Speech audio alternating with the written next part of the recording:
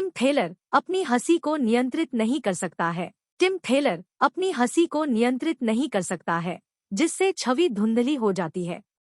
नाराज फोटोग्राफर उसे चुप रहने का आदेश देता है और वह कुछ मिनटों के लिए मजबूर हो जाता है।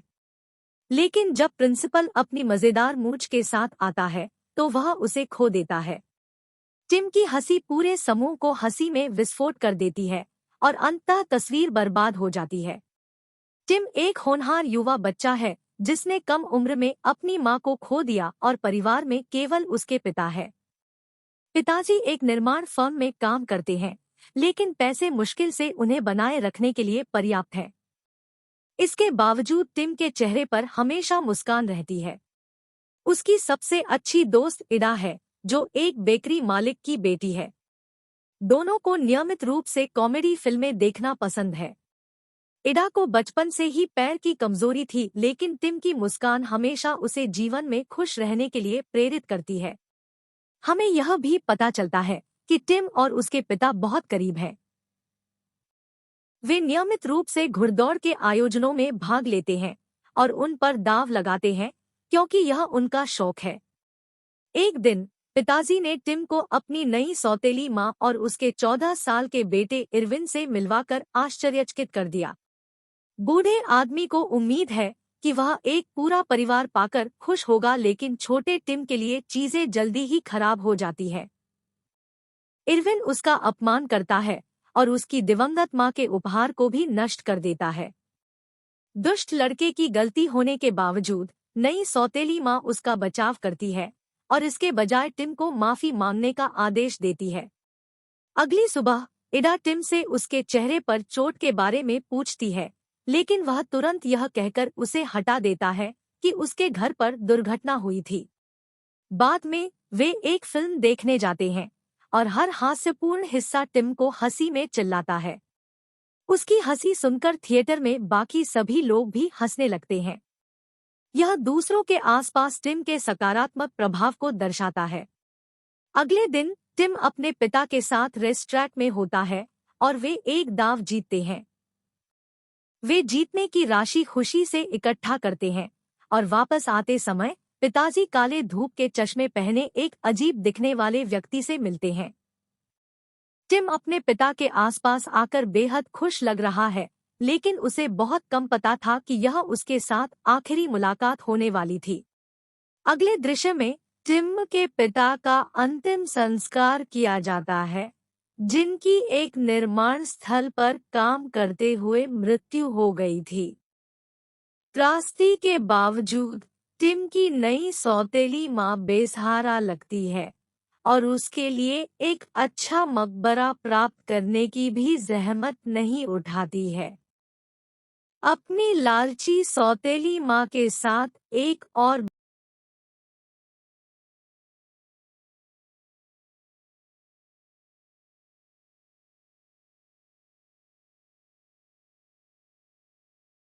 था रेस्ट्रे। वहां उसे एक सिक्का मिलता है और जैसे ही वह उसे लेने की कोशिश करता है, वही अजीब दिखने वाला आदमी उसके बगल में आता है। आदमी अपने पिता के दोस्तों में से एक होने का दावा करता है और टिम को पहले से भरा हुआ स्थान प्रदान करता है। वह उसे अपने पसंदीदा घोड़े वेस्टविंड पर दाव लगाने के लिए भी आमंत्रित करता है। एक कठिन प्रतियोगिता के बाद वेस्टविंड विजयी होने में कामयाब हो जाता है, जिसके परिणामस्वरूप टिम अपने दाव से एक बड़ी राशि जीतता है। पैसे इकट्ठा करते समय वह रोता है और अपने पिता के लिए एक सम्मानजनक मकबरे का पत्थर लाने का फैसला करता है। लेकिन इससे पहले कि वह ऐसा कर पाता, दो बदमाश उसे घेर लेते हैं और एक साधारण जादू की चाल से उसके पैसे चुरा लेते हैं। गरीब टिम को चोरी के बारे में तभी पता चलता है जब बैरन ल्यूफेट, वही अजीब दिखने वाला लड़का, उसे इसके बारे में सूचित करता है। बैरन फिर उसे 1 और 5 निकल उधार देता है और अगले दिन रेस्ट्रैक पर उससे मिलने के लिए कहता है। अगले दिन जैसे ही टिम घर से जाने वाला होता है, उसकी सौतेली मां उसे उसके लिए कुछ केक लाने के लिए कहती है। वह पहले तो यह कहते हुए मना कर देता है कि उसे देर हो रही है, लेकिन जब वह उसे बाहर निकालने की धमकी देती है तो वह मान जाता है। टिम तब एडा की बेकरी में जाता है, जहां उसे याद दिलाया जाता है कि वह उन पर कितना बकाया है। वह मजाक में जवाब देता है कि वह सीनेटर को लूट लेगा और उन्हें चुका देगा। बाद में वह रेस्टोरेंट में आता है और बैरन का इंतजार करता है, लेकिन जब लड़का नहीं आता है तो टिम बेंच पर सो जाता है। जैसे ही वह ऐसा करता है, पहले के वही दो चोर आते हैं और उसका एकमात्र सिक्का चुरा लेते हैं। एक बार जब वे चले जाते हैं तो बैरन अंत में दिखाई देता है और लड़के से पूछता है कि क्या वह तैयार है। टिम अपनी जेब की जांच करता है, लेकिन सिक्का खोजने में विफल रहता है। इससे वह चिंतित हो जाता है, क्योंकि उसके पास घोड़ों पर दाव लगाने के लिए पैसे नहीं हैं। यह देखकर बैरन उसे एक अनुबंध प्रदान करता है, जिसमें वह उसे हर दाव जीतने में सहायता करेगा। निर्दोष टिम अनुबंध के नियमों और शर्तों को पढ़ने की भी परवाह नहीं करता है और तुरंत उस पर हस्ताक्षर करता है। हालांकि जैसे ही वह सौदे पर हस्ताक्षर करता है, उसकी मुस्कान फीकी पड़ जाती है। इसका तात्पर्य है कि टिम ने अपनी हंसी बैरन को बेच दी है। बाद में बैरन एक चौड़ी मुस्कान के साथ अपने कार्यस्थल में प्रवेश करता है, जो उसके सहकर्मियों को आश्चर्यचकित कर देता है। पता चला है कि दोनों धोखेबाज उसके कार्यकर्ता थे, जिन्होंने सौदा कराने में उसकी मदद की। बैरन फिर उन्हें चूहों में सिकोड़ देता है और उन्हें लड़के पर नजर रखने का आदेश देता है। कहीं और टिम बेकरी के कर्ज का भुगतान करता है और एडा को एक फिल्म में ले जाता है। लेकिन दृश्यों के बेहद मजेदार होने के बावजूद वह एक बार भी नहीं हंसते। पता चलता है कि अनुबंध ने वास्तव में उसकी हंसी को दूर कर दिया है। बाद में एडा अपनी संपत्ति के स्रोत के बारे में पूछताछ करती है और गंभीर चेहरे वाले टिम का दावा है कि उसने सीनेटर को लूट लिया था। उसके भावों को देखकर वह चिंतित हो जाती है और चली जाती है। अगले दृश्य में एडा अपनी मां के साथ टिम की कहानी के बारे में गपशप कर रही है, जब बेकरी में एक ग्राहक इसे सुनता है। रात तक पूरा समुदाय कहानी से अवगत हो जाता है और उनमें से कुछ इसे और भी मोड़ देते हैं। संशोधित कहानी यह है कि सीनेटर पर टिम द्वारा क्रूरता से हमला किया गया और लूटपाट की गई। जब टिम घर पहुंचता है, इरविन को उसकी जेब में पैसे मिलते हैं और उसकी सौतेली माँ उसे अपना नाम बदनाम करने के लिए फटकार लगाती है। हमारे लड़के को पता नहीं है कि क्या हो रहा है, लेकिन इससे पहले कि मामला बढ़ता, एडा की माँ कुछ महत्वपूर्ण खबर लेकर आती है। वह बताती है कि सीनेटर को लूटा नहीं गया है और कहानी सिर्फ एक धोखा है। यह सुनकर अंत में टिम्मी को पता चलता है कि एडा ही अफवाह फैलाने वाली थी। वह यह भी घोषणा करता है कि उसने रेसट्रैक पर पैसा जीता है और उसे साबित करने के लिए उसके पास रसीदें हैं। बाद में टिम की लालची सौतेली माँ उसे और इरविन को रेसट्रैक में यह देखने के लिए लाती है कि क्या वह वास्तव में भविष्यवाणियों में अच्छा है। वे पहले 2 राउंड जीतते हैं और इससे सौतेली माँ बहुत खुश होती है। इसलिए वह अपना सारा पैसा उनके तीसरे दाव पर लगाती है। टिम हलाली नामक एक कमजोर घोड़े का चयन करता है, लेकिन यह चौथे स्थान पर रहता है। यह दुष्ट महिला को क्रोधित करता है और वह उसकी भविष्यवाणी के लिए उसे स्क्रॉल करना शुरू कर देती है। लेकिन घटनाओं के एक आश्चर्यजनक मोड़ में उद्घोषक घोषणा करता है कि पहले 3 घोड़ों को अयोग्य घोषित कर दिया गया है, जिससे हलाली विजेता बन गया है। उसकी सौतेली माँ खुशी से कूदती है और अपनी जीत लेने जाती है, जबकि टिम पास के एक होटल के बाहर भटकता है। कुछ ही समय बाद वह क्रेस्टमिर नाम के एक बुजुर्ग होटल कर्मचारी से मिलता है और दोनों बातचीत करते हैं। टिम पूछता है कि क्या वह होटल में रहते हुए काम कर सकता है, लेकिन क्रेस्टमिर का कहना है कि यह संभव नहीं होगा। उनका दावा है कि इस स्थान पर प्रत्येक पद पर बहुत अधिक कर्मचारी हैं। टिम इस खबर से परेशान है, लेकिन जैसे ही वह जाने के लिए आगे बढ़ता है, उसके दिमाग में एक विचार आता है।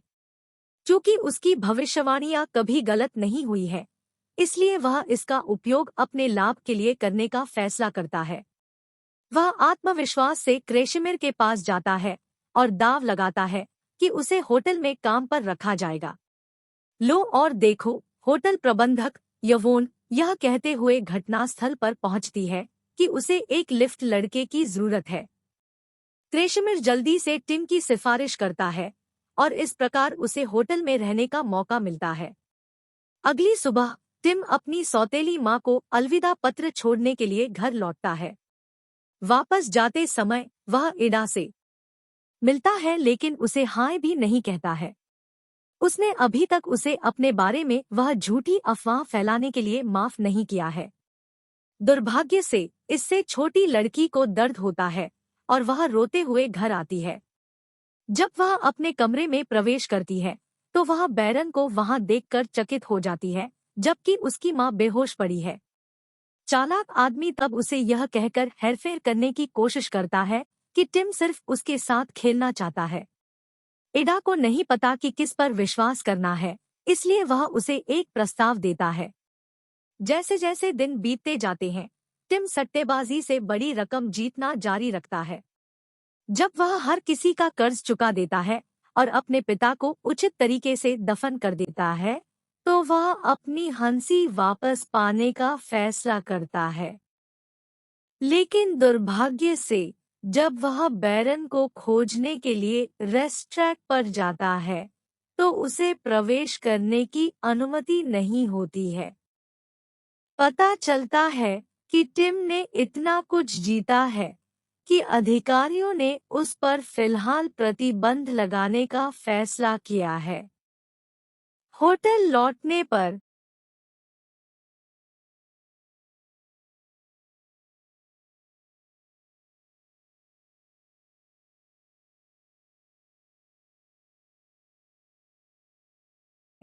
जिन्हें बैरन ने उस पर नजर रखने के लिए भेजा था। टिम को छोटे जीवों के लिए बुरा लगता है, इसलिए वह चतुराई से उन्हें सफाई करने वाली महिला से ले जाता है और उन्हें छोड़ देता है। दयालुता का यह कार्य ठगों को प्रेरित करता है और वे उसे फिर कभी परेशान नहीं करने का फैसला करते हैं। बाद में जैसे ही टिम हताशा में अकेला बैठता है, वह अपने अनुबंध से गुजरना शुरू कर देता है।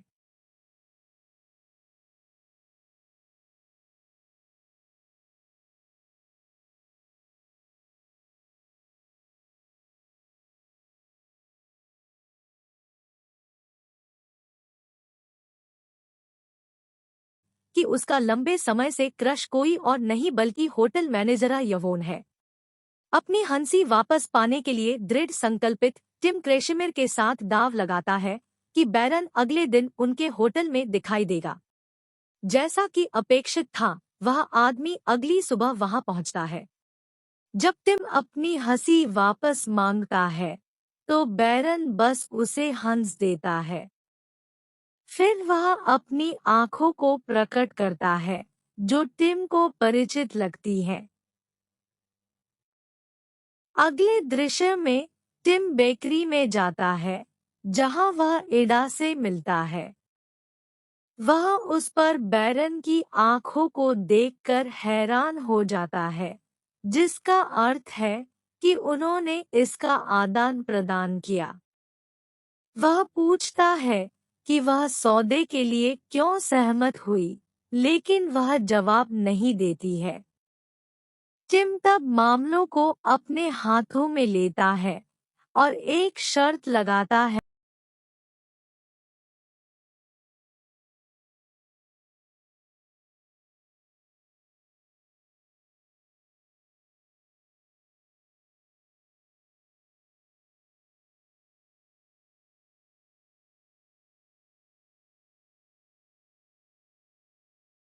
लगती है।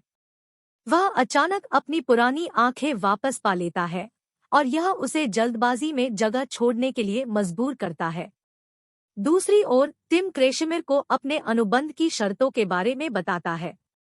पता चला कि बैरन ने उसे अपनी हंसी के बदले में हर दाव जीतने की क्षमता दी। यह सुनकर क्रेशमिर को लड़के के लिए दुख होता है, इसलिए वह उसे अपनी हंसी वापस लाने में मदद करने की कसम खाता है। फिर दोनों इस बात पर विचार विमर्श करते हैं कि स्थिति से कैसे निपटा जाए। जैसे ही वे विचारों में खो जाते हैं, क्रेशमिर अचानक टिम को एक दाव लगाने की चुनौती देता है। क्या वह दुनिया का सबसे अमीर आदमी बन सकता है? टिम जानता है कि यह असंभव है, इसलिए वह बिना किसी हिचकिचाहट के हाँ कहता है। लेकिन अगले क्षण पुरुषों का एक समूह होटल के अंदर घुस जाता है और उसे ले जाता है। उनका दावा है कि वह दुनिया के सबसे अमीर व्यक्ति का उत्तराधिकारी है, जिसने हाल ही में अकल्पनीय कार्य किया है। इसके बाद टिम को एक हवेली में ले जाया जाता है, जहां वह मृतक व्यक्ति के जुड़वां बच्चे से मिलता है। यह कोई और नहीं बल्कि स्वयं बैरन है।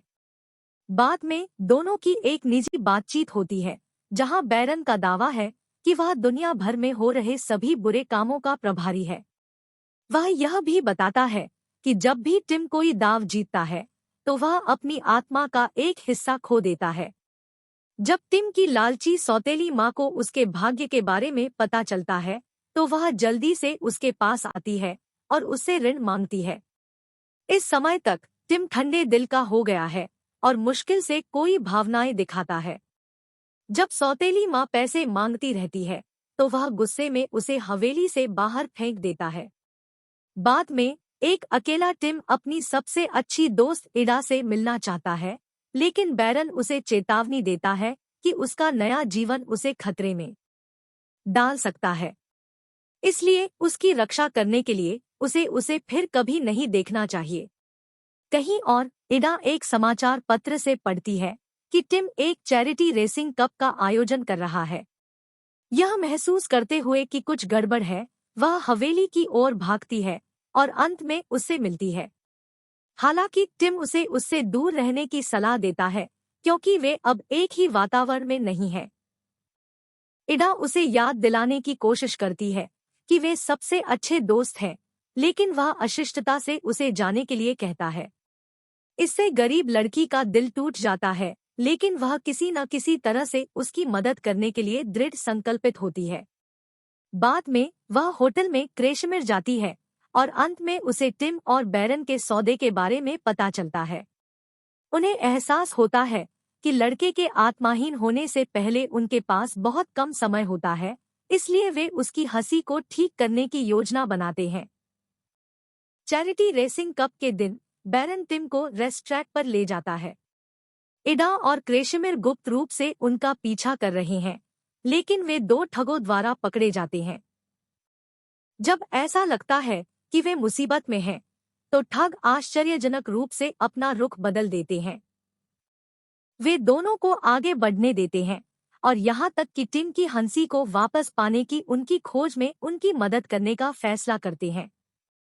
बाद में बदमाश एक बहाना बनाते हैं और टिम को नीचे उसके दोस्तों के पास ले जाते हैं। इडा तब एक अजीब अनुरोध के साथ उसके पास आती है। वह चाहती है कि वह उसके साथ एक शर्त लगाए कि वह हंस न सके। उनका मानना है कि यह एकमात्र शर्त है जो अनुबंध को तोड़ सकती है। हालांकि एक ठंडा टिम मना कर देता है, कहता है उसे अब हंसी की जरूरत नहीं है। क्रेशमिर भी उसे मनाने की पूरी कोशिश करता है, लेकिन कोई फायदा नहीं होता है। इस महत्वपूर्ण क्षण में इडा एक कृमि मजाक को याद करती है, जिसे टिम खुश होने पर उसे बताता था। वह इसे जोर से कहती है और उसे आश्चर्य होता है कि टिम आखिरकार लंबे समय के बाद मुस्कुराता है। इससे उसे अपनी आत्मा के एक हिस्से को फिर से हासिल करने में मदद मिलती है और वह अपने सबसे अच्छे दोस्त को भी पहचानता है। उसके व्यवहार में बदलाव देखकर इडा उसे शर्त लगाने के लिए कहती है कि वह नहीं हंसेगा। अचानक बैरन भी दिखाई देता है और टिम को अपने साथ आने के लिए कहता है। यह लड़के को एक कठिन स्थिति में डाल देता है, लेकिन वह अंततः इडा का दाव चुनता है। इसके बाद टिम को आखिरकार अपनी हंसी वापस मिल जाती है। अब वह आकर्षक और मजेदार प्यार करने वाला बच्चा है जो वह कभी था। जहां तक बैरन की बात है, वह अपनी अधिकांश शक्तियों को खो चुका है, जिसने उसे बहुत कमजोर बना दिया है। फिल्म का अंत तब होता है जब वह सजा के रूप में दो ठगों को चूहे में बदल देता है।